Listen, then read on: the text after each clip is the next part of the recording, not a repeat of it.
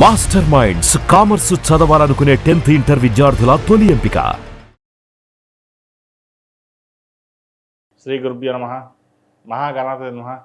శివాయ గురవే నమః. శ్రీ కామేశ్వరి దేవి నమః. సుమన్ టీవీ ప్రేక్షకులకి శుభోదయ శుభాకాంక్షలు. నేను మీ సోమేశ్వర శర్మ.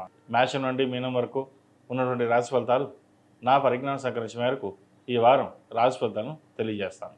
ఈ రాశి ఫలితాలు ఈ నెల 22వ తేదీ నుండి 28వ తేదీ వరకు వర్తిస్తాయి. ముందుగా గోచారం.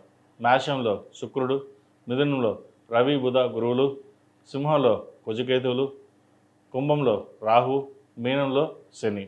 అలాగే చంద్రుడు మేషం, వృషభం, మిథున రాశుల్లో సంచారం. తదుపరి సింహరాశి. సింహరాశి వారికి ఈ వారం మిశ్రమ ఫలితాలు గోచరిస్తోంది.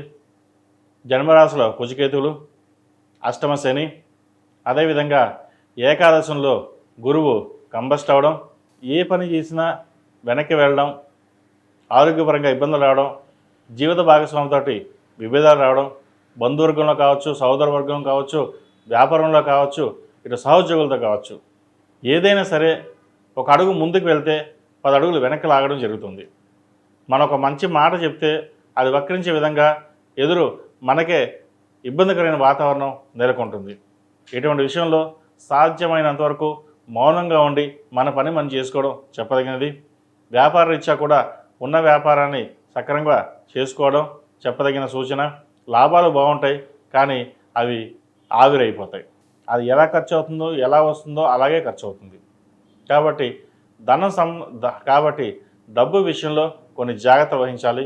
ఎవరికైనా డబ్బు అప్పుగా ఇస్తే అవి తిరిగి రాకపోగా మళ్ళీ మనకి ఇబ్బంది పడే విధంగా ఉంటుంది. అదేవిధంగా షేర్ మార్కెట్ దూరంగా ఉండాలి.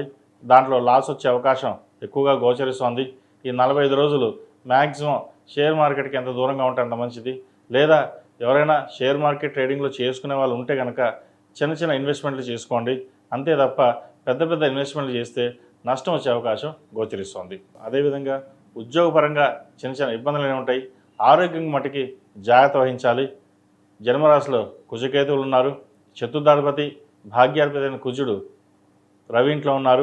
ఎక్కువగా ఆవేశపూరితమైన రావడం, అలాగే కడుపులో బర్నింగ్ సెషన్ అనేది ఏర్పడడం, ఇటువంటివి ఏర్పడతాయి. కాబట్టి ఆరోగ్యం మటుకు జాగ్రత్త వహించాలి. సాధ్యమైనంతవరకు సాత్విక ఆహారం తీసుకోవడం చెప్పదగిన సూచన. ఈ రాశిలో నియమించిన విద్యార్థులకు అంత అనుకూలంగా లేదు.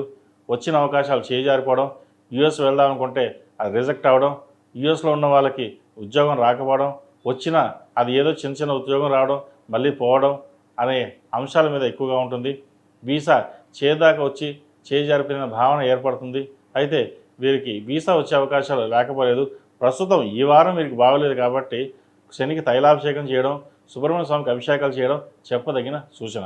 ప్రతిరోజు ప్రతినిత్యం సుబ్రహ్మణ్య అష్టోత్తరం పఠించడం మరీ చెప్పదగిన సూచనగా చెప్పవచ్చు. అదేవిధంగా ఈ రాశిలో నిర్మించిన స్త్రీలకు వృత్తిపరంగా వ్యాపారపరంగా సానుకూలంగా ఉన్నప్పుడు, ఈ రాశిలో నిర్మించిన స్త్రీలకు వృత్తిపరంగా వ్యాపారపరంగా సానుకూలంగా ఉన్నప్పటికీ అష్టమ శని కారణం చేత చిన్న చిన్న చికాకులు ఏర్పడతాయి. అయితే నష్టం అనేది ఇప్పుడు ఏర్పడదు, లాభంగానే ఉంటుంది.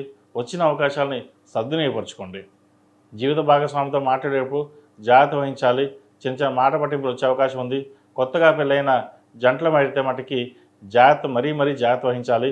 కోపతాపాలకు దూరంగా ఉండడం, ఏదైనా గొడవలు వస్తే సామరస్యంగా ఇద్దరు పరిష్కరించుకోవడం చెప్పదగినది.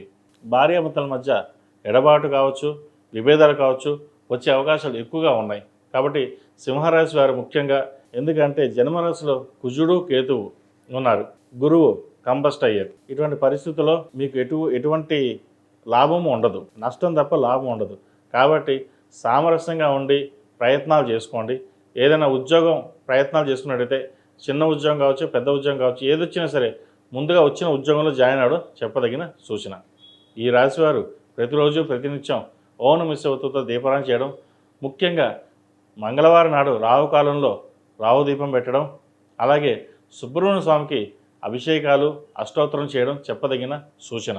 సుబ్రహ్మణ్య పాశుపత హోమం చేయించడం చెప్పదగిన సూచన. ఈ రాశిలో నిర్మించిన వారికి కలిసి వచ్చే సంఖ్య 1, కలిసి వచ్చే రంగు తెలుపు. ఏదైనా పని మీద బయటకు వెళ్తే ఆదివారం కానీ శుక్రవారం అడగని వెళ్ళండి. మంచి ఫలితాలు సంప్రాప్తిస్తాయి.